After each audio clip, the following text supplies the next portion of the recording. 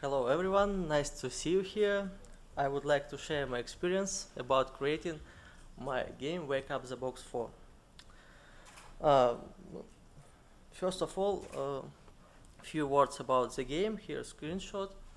It's a physics-based puzzle game. You have an area to draw, shapes any size you want, and you have a predefined object on the level, and you need to use them in order to wake up Mr. Box. He is right here. You can create different mechanisms like levers, slopes, and others, and to wake up the box on each level. A couple of words about the game. It's made in Flash, was released in the spring of the last year, and has more than 15 million gameplays. And currently there is a postmortem of this game available at website gamesource.org, and it is written from a technical point of view. I told there about what went wrong, what went right, how to improve your game, and so on. But today I want to talk about this game from psychological point of view. I know this is very important for indie developers, so I'd like to share my experience. There are a lot of mental traps I experience every time I develop a game, so let's talk about it. And the first one is how to finish a game. It's a very common problem for me and for other developers whom I talk about it. I have to say that I have a lot of games, prototypes, or just ideas inside my notepad, and they are all unfinished. I don't think that you have to finish every game you start. Sometimes it's more reasonable to switch to something else. But it turns out that it's a problem to finish a game even if you think that idea is awesome. How it usually happens. Oh, you have an idea, it's new, original, awesome, mind-blowing, and so on. You start to work on it, work for 12 hours the first day, next day you wake up, sit down to your computer, to your table, work for another 12 hours, and so on. But after, for example, a month, you find yourself watching YouTube, reading news, browsing for blogs, and making anything but working on your game. And how does it happen? I found several items. So the first one is that there is no game's idea depth. You can see it before you create a prototype, but after you made it, you see that there is no space to make a game from this prototype, and sometimes it's better to move on, to think about new game. The next one is code chaos. When you're working as indie, you often add, remove, modify, upgrade game's feature, and as a result there is a mess instead of your code. And it's very important to refactor your code when you lost inside your own code. And sometimes I even refactor it when the project is finished. The next one is long breaks. For example, it can be a vacation, long holidays, illness, or something like that. There is no option that just to move yourself to workplace, sit down, and continue working. The next one is fear of failure. For me, it's very common to feel anxiety and fear of game's success when the game is close to release, when it's like 90% complete. And this psychological pressure distracts me from creating a game.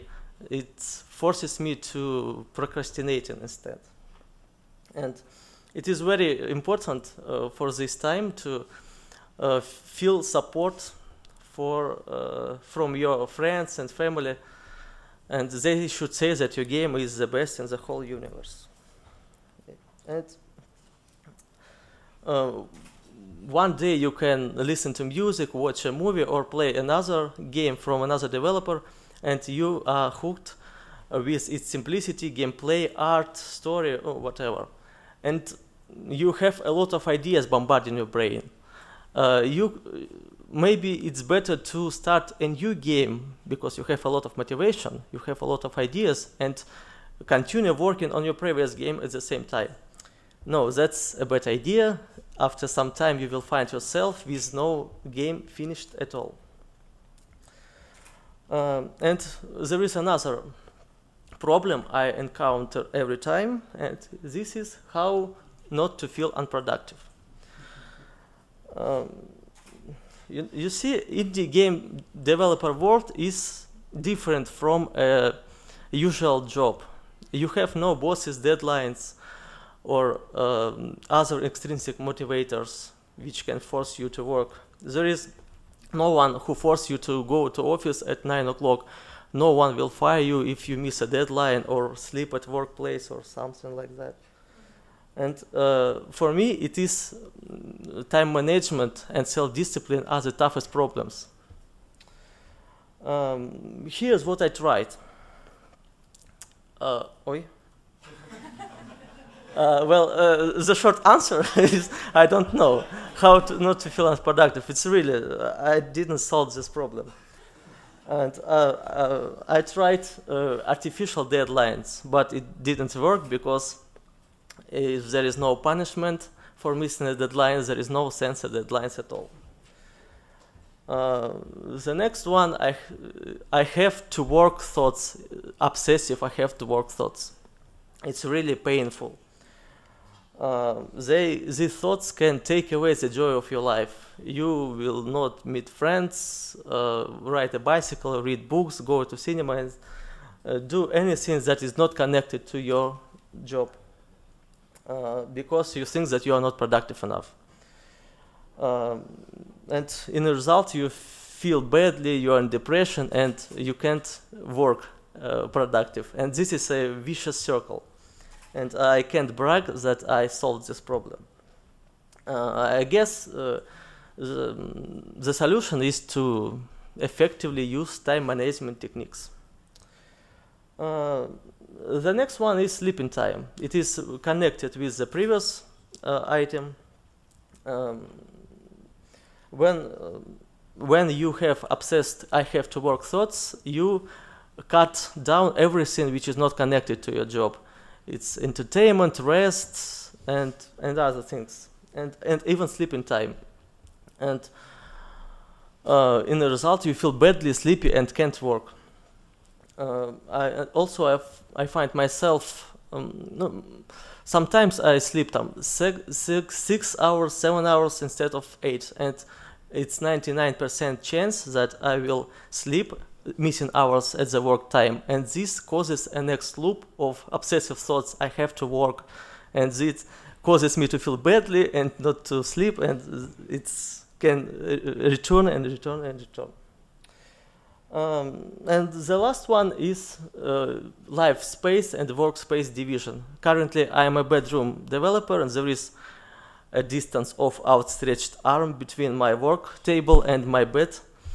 So I think it's also negative for the productivity, and this year I hope to divide my living space and workspace.